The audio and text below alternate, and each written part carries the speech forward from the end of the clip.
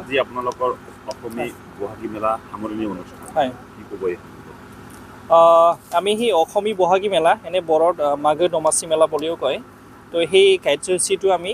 পৰহি 10 তাৰিখৰ পৰা আৰম্ভ কৰিছিলোঁ 10, 11, 12 তো পৰহি আমি 10 তাৰিখে আমি আমাৰ চিৰাং ডিষ্ট্ৰিক্টৰ assistant commissioner sir mister Nabajit Bhagawati sir তেওঁ উদ্বোধন কৰিছিলে তাৰপিছত সেইদিনাখনৰ পৰা আৰম্ভ কৰি আজি অন্তিম দিনত আহিলোঁ আমি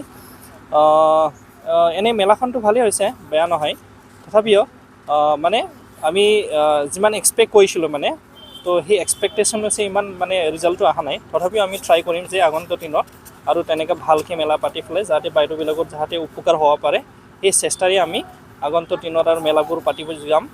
আৰু বাইদেউবিলাকো ভাল লাগিছে যে আমাৰ সেই মানে ধৰক সেই ঢালিগাঁও এৰিয়াত এই মেলাখন পতাৰ কাৰণে বাইদেউবিলাকে বহুত ভাল পাইছে কাৰণ সেই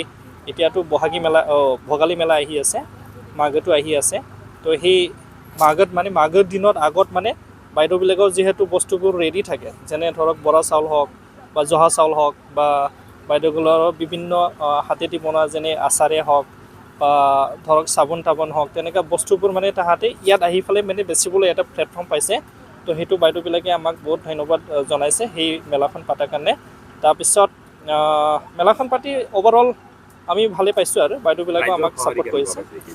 ৰাইজৰ সঁহাৰি ভালে হয় কাৰণ সেই ঢালিগাঁওটো এটা টাউনশ্বিপ এৰিয়া হয় ওচৰত আছে টাউনশ্বিপ এৰিয়া তো সেইটো হিচাপত ইয়াত মানুহবোৰ আহিছে দিনতো আহিছে আৰু সন্ধিয়াতো আহিছে সন্ধিয়া বেছিকৈ হয় কাৰণ ইয়াত যিহেতু টাউনশ্বিপ এৰিয়া হয় তো সন্ধিয়াত যথেষ্টখিনি মানুহ উপস্থিত আছিলে আৰু ইয়াতে হয় তো আমাৰ যিটো সেই 3 দিনৰ যিটো কাৰ্যসূচী প্ৰথম দিনাখন আমাৰ চেল হৈছিলে মোটামুটি আমাৰ দুটা ব্লকৰ পৰা যিটো ষ্টল আহিছিলে তো এৰাউণ্ড 25 এভাৰেজ 25মান ষ্টল আহিছিলে তো সেই 25 ষ্টল অহাত আমাৰ চেল আহিছিলে প্ৰথম দিনাখন 27,800 মান আহিছিলে তাৰপিছত যোৱাকালি দ্বিতীয় দিনত আমাৰ আহিছিলে 60,150 মান আহিছিলে তাৰপিছত আজি তৃতীয় দিন হয় আজি চেল ৰিপৰ্টটো এতিয়ালৈকে কালেক্ট কৰা নাই তথাপিও আমি মানে এভাৰেজ আনুমানিক আজি যিহেতু আমি 8টা বা 9টালৈকে থাকিম আজিৰ দিনটো তো এতিয়ালৈকে বৰ্তমান আমি বাইদেউবিলাকক সুধি পেলাই অকণমান গম পাইছোঁ যে এৰাউণ্ড 48,500 মান চেল আছে বৰ্তমান তো আৰু যিহেতু 8টা হয় আজিৰ দিনটো 40,500 মান তেনেকৈ চেল আছিলে বৰ্তমানলৈকে আৰু আমি 9টালৈকে থাকিম যিহেতু মোটামুটি 1 লাখ ওচৰত যাব লাগে আৰু আজিৰ দিনটো আৰু তাৰপিছত অভাৰঅল 3 দিনৰ চেলটো আমি 60+, 80+, ইফালে মোটামুটি 90 তো এৰাউণ্ড 270 লাখ মানৰ চেল হ'ব আমাৰ সেই 3 দিনত তো ইমানে সামৰণি অনুষ্ঠান আমি আজি বাইদেউবিলাকৰ কাৰণে খেল ধেমালি পাতিলোঁ অকণমান 3টা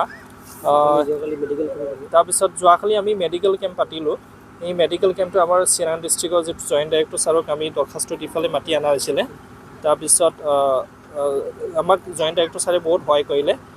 তাহাঁতৰ ফালৰ পৰা এৰাউণ্ড 10জনৰ টীম এটা আহিছিলে মেডিকেল টীম তাৰপিছত সেই 10জনৰ মেডিকেল টীম আহি পেলাই আমাৰ ইয়াত যিমান বাইদেউ আছে মানে ষ্টলত যিমান উপস্থিত হোৱা বাইদেউ আছে